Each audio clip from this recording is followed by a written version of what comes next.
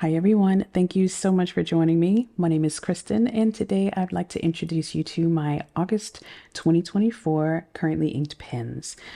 They are in some different cases today because I want to try these out. They're new fabric cases, but I will give you a tour of some of my favorite cases in a video that's coming up very, very soon.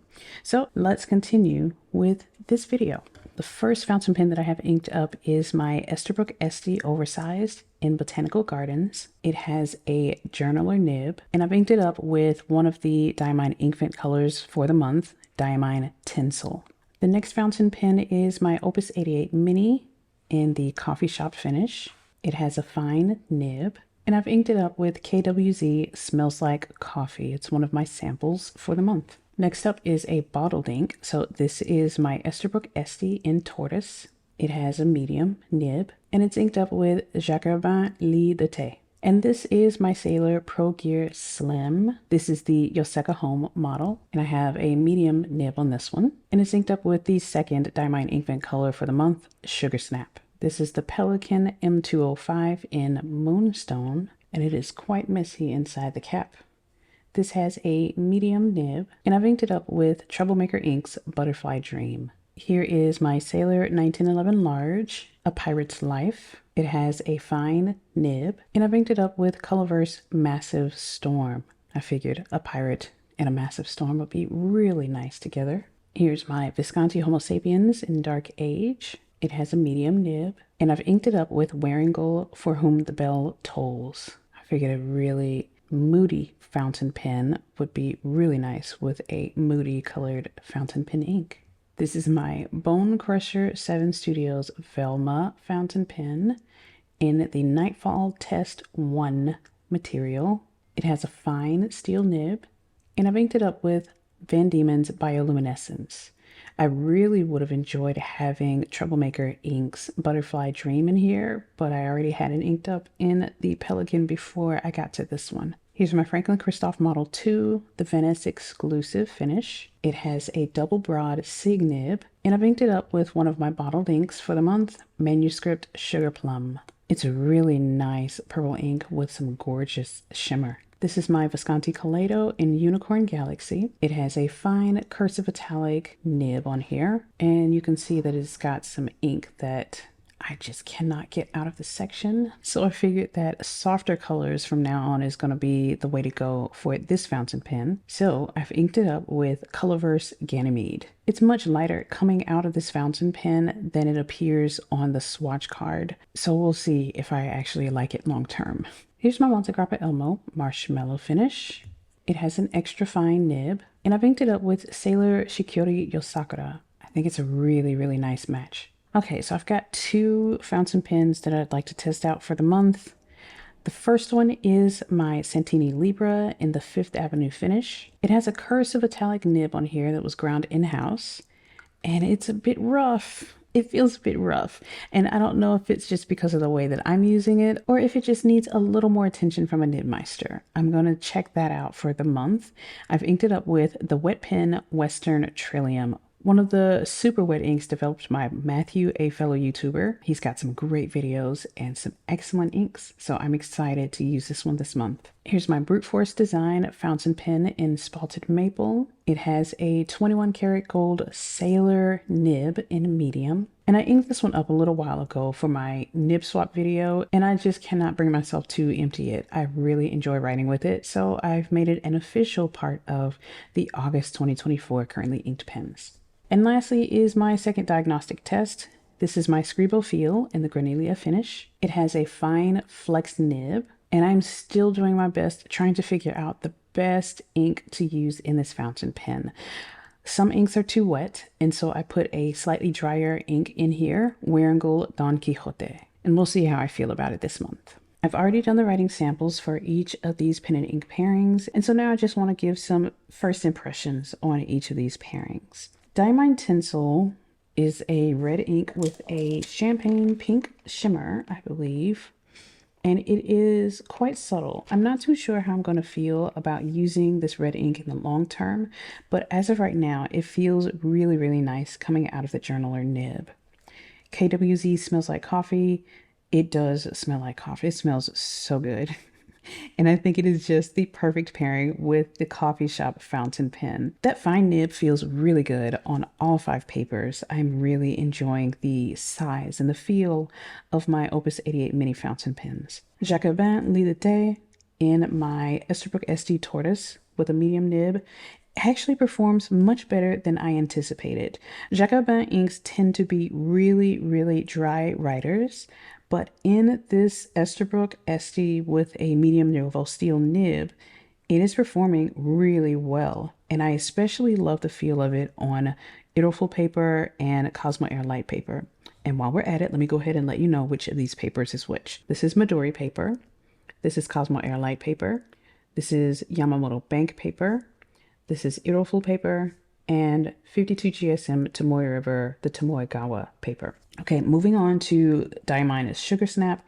This is another shimmer ink that actually looks a lot more saturated than I thought it would, especially coming out of the more muted fountain pen, the Yoseka Home fountain pen, but it performs really well across papers. It's pretty consistent. So far, all these inks are looking pretty consistent. Actually, they all look pretty consistent across papers. I don't see much variation in the colors, the hue of these inks as we go from paper to paper. Troublemaker Inks Butterfly Dream is a nice deep green, sort of almost an olive tone green with a blue shimmer, and I'm just really enjoying the combination of this green and blue together. Colorverse Massive Storm is a really nice teal ink. It is lighter than Wearingeul For Whom the Bell Tolls, and I'm really appreciating the color of this ink coming from the Sailor Fine nib. The Sailor Fine nib is actually sharper than I anticipated, but of course I enjoy it on the more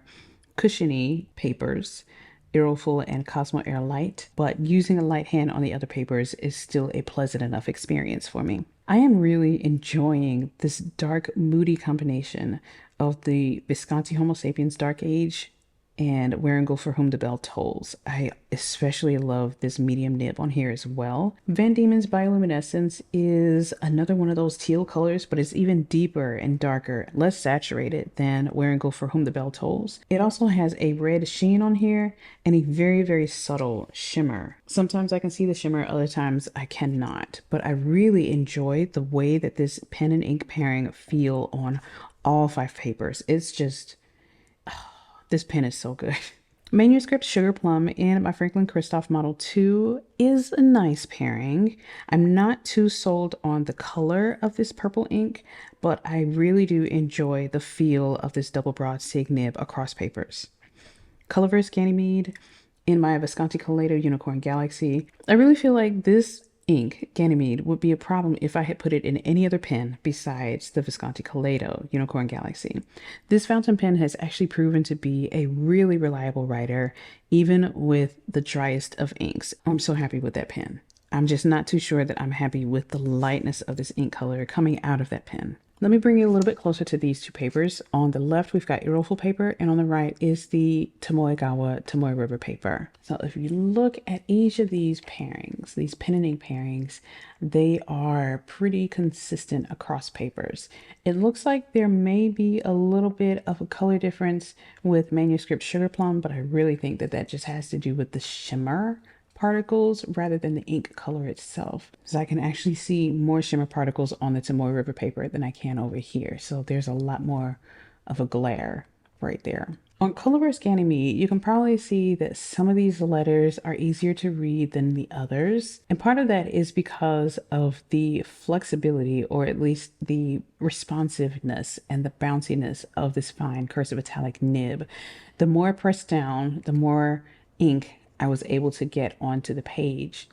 And so if you have a heavier hand, you might be able to make this ink a bit more legible for you, but I don't know that I would want to stress my nib so often and so consistently whenever I used it. So this might not be one of my favorites for the month, but it is one of my favorite pens in my collection, just for the fact that it makes this ink perform properly.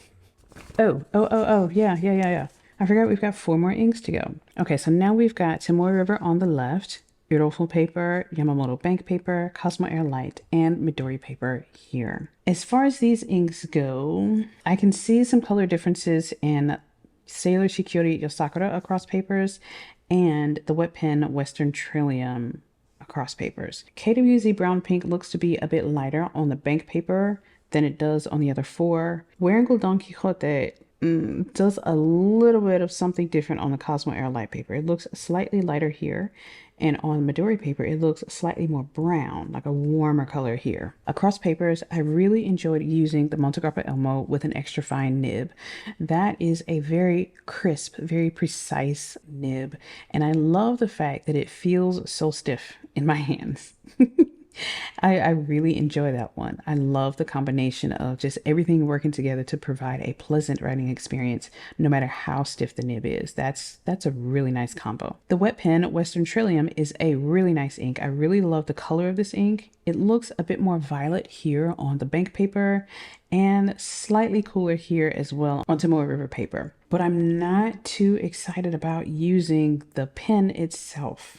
So if I bring this one a little bit closer to you, this is Midori paper, and you can see in some areas, like the cross section of the T, the very top of the T, and the beginning of that W on the word wet, and over here, the second I in Trillium, and a little bit of that U is missing in Trillium as well. So some of these areas, some of the things that I was writing with this cursive italic nib, it would not write properly. The ink would not touch the page. And I believe that it has to do with the grind on the nib. I really want the nib on this to be adjusted just a little bit. It feels a bit too rough. I don't think it has anything to do with the crispness of the italic grind, but it just feels like the italic grind on here was done a bit too hastily or too quickly, and the details are just not what I'm looking for in my cursive italic nibs. So I want it to be a little bit more smooth, and I want it to be a little bit easier for the inks to make their way onto the papers,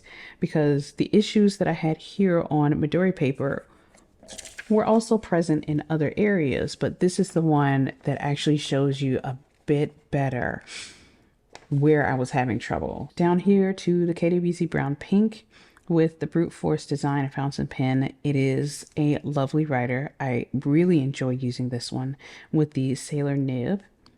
Wearingeul Don Quixote is an okay ink.